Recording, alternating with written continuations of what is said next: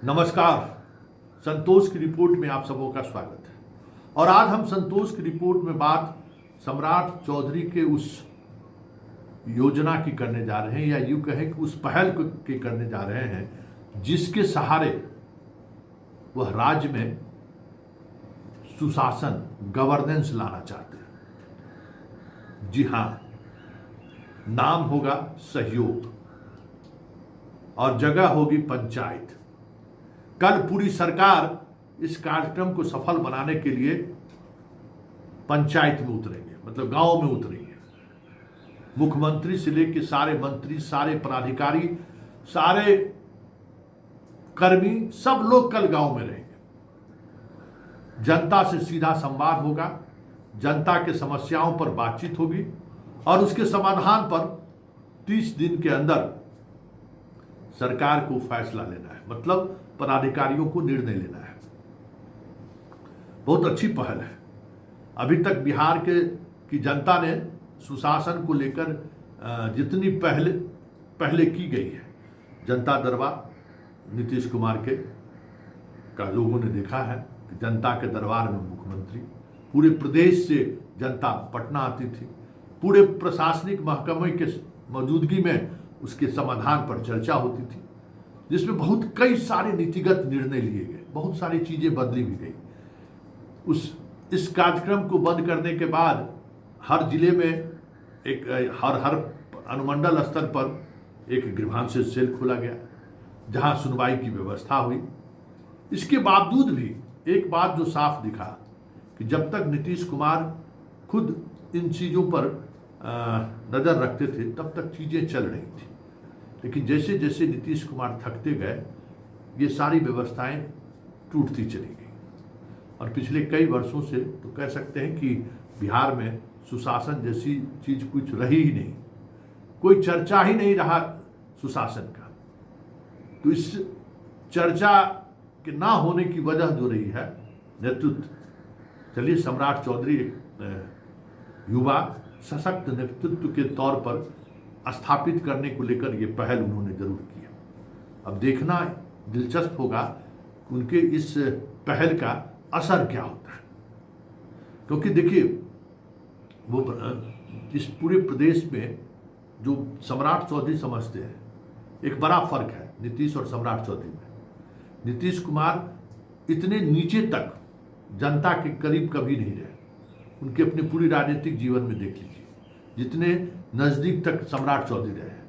सम्राट चौधरी को पता है कि प्रखंड में बीडीओ साहब का जो ये है पंचायत सचिव, वो कितना कमीशन लेता है, सीईओ का जो नाजिर है वो कितना लेता है, एसडीओ के यहाँ डीलर सब कितना पैसा देता है, सब पता है। डीएम के यहाँ क्या खेला है, एसपी के यहाँ क्या खेला है, सब पता है। इतना बारीकी समझ भ्रष्टाचार को लेकर नीतीश जी को नहीं रहा होगा। सवाल ही नहीं, इतने नीचे स्तर तक वो गए ही नहीं है राजनीति में, वहां वो पहुंचे ही नहीं जहां से सम्राट राजनीति की शुरुआत की है। तो इनको बीमारी पता है कि बीमारी क्या है बिहार में, हाँ उसका इलाज क्या हो सकता है।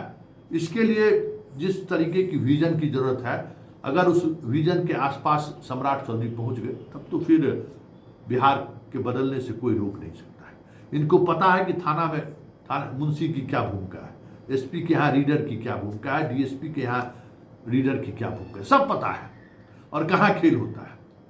इसलिए सहयोग के सहारे उन्होंने ऐसी जगह पर चोट किया है जहां जनता वाकई में त्रस्त सिस्टम और सरकार से और ब्यूरोक्रेसी से। अगर उसका समाधान निकालने में ये कामयाब हो गए, जिस तरीके से सेंट्रलाइज इसकी मॉनिटरिंग करने जा रहे हैं, हालांकि बहुत बड़ा इंफ्रास्ट्रक्चर इसको लेकर पहले से है, पूरे प्रदेश के हर उन समस्याओं का क्या निदान हुआ इसको लेकर पटना में एक सेंट्रलाइज कंट्रोल रूम है, दफ्तर है सूचना भवन के नीचे में। हमें लगता है कि सहयोग को कंट्रोल करने की भी कोशिश इन्हीं दफ्तरों के माध्यम से हो रही होगी। अभी तक मीडिया में हमें लगता है कि इस तरीके के कार्यक्रम में सम्राट चौधरी जी को खुद प्रेस कॉन्फ्रेंस करनी चाहिए थी, ज़्यादा से ज़्यादा जनता के बीच संदेश देने की जरूरत थी। मतलब आज के भाषण में बहुत सारी चीज़ें उन्होंने कही हैं, लेकिन ये कार्यक्रम सफल हो और ज़्यादा से ज़्यादा जनता पहुँचे, इसके लिए सम्राट चौधरी को प्रेस कॉन्फ्रेंस करनी चाहिए थी, सीधा उस कोई और इशू पर नहीं, सिर्फ सहयोग पर।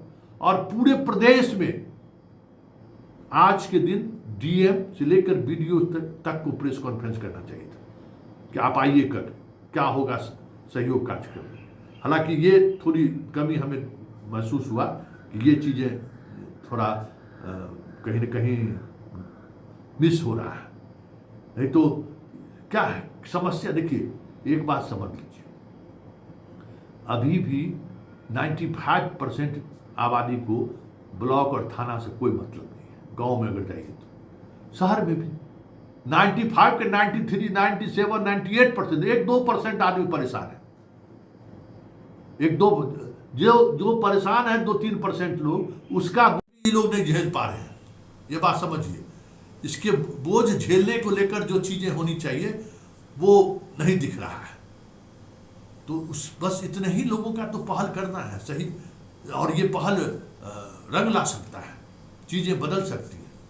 तो आज सम्राट चौधरी ने इस कार्यक्रम को लेकर कुछ बातें कही हैं जो जनता तक जानी चाहिए।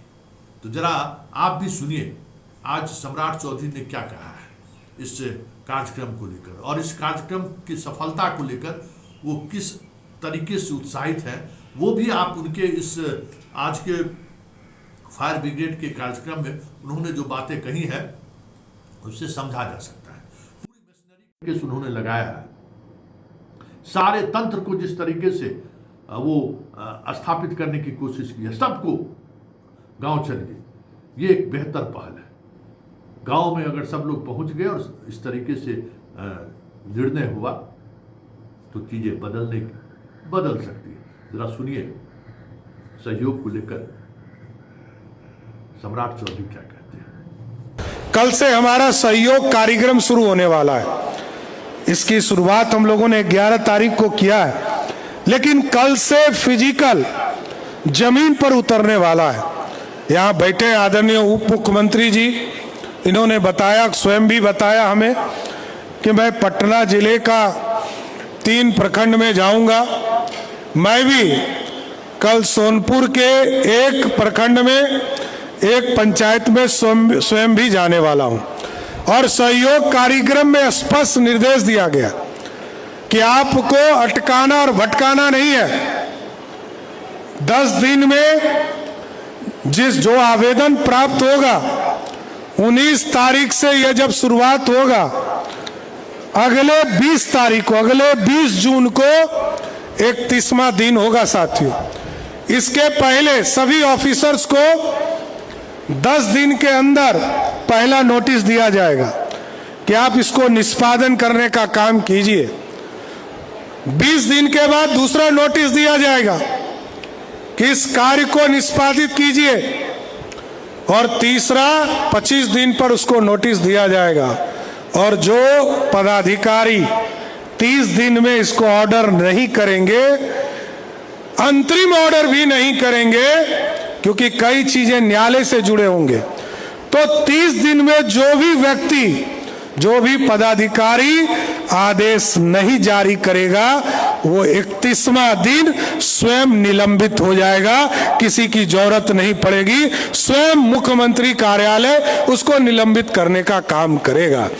इसलिए बिहार की जनता का सेवा करना है, और सेवक के तौर पर हम लोग सभी लोग उनके कामों को आगे बढ़ाना है, बहुत काम बढ़ाना है। हम पहले ही बिहार कुछ पीछे छूटे हैं, कुछ भी कारण हो, पॉलिटिकल कई कारण रहे जिसके कारण हम पीछे छूटे, लेकिन हम बिहार की जनता को जरूर आश्वस्त करते हैं कि बिहार लगातार आगे बढ़ेगा और सभी सेक्टर में आगे बढ़ाने का काम करेगा। इसलिए आज मैं फिर से अग्निशमन सेवा के इस कार्यक्रम में आने का आपने मौका दिया, मैं आपको विशेष तौर पर धन्यवाद देता हूं। और जरूर ये कहूंगा कि अग्निशमन सेवा सिर्फ ये सेवा नहीं है, ये दूसरे को बचाने के योद्धा लोग इसमें काम कर रहे हैं। मेरी पूरी शुभकामना है कि लगातार बिहार में आपदा को विपदा नहीं बनने देना है, और विपदा नहीं बनेगा तो बिहारियों के जीवन में खुशहाली होगा। यही मेरी कामना है कि बिहार आगे बढ़े, बिहार समृद्धि की ओर जाए, और मोदी जी और नीतीश जी के सपनों को हम साकार जरूर करेंगे। 14 करोड़ बिहारियों के सपनों को आगे बढ़ाना है। यही कहते हुए अपनी बातों को विराम देता हूं। बहुत बहुत धन्यवाद।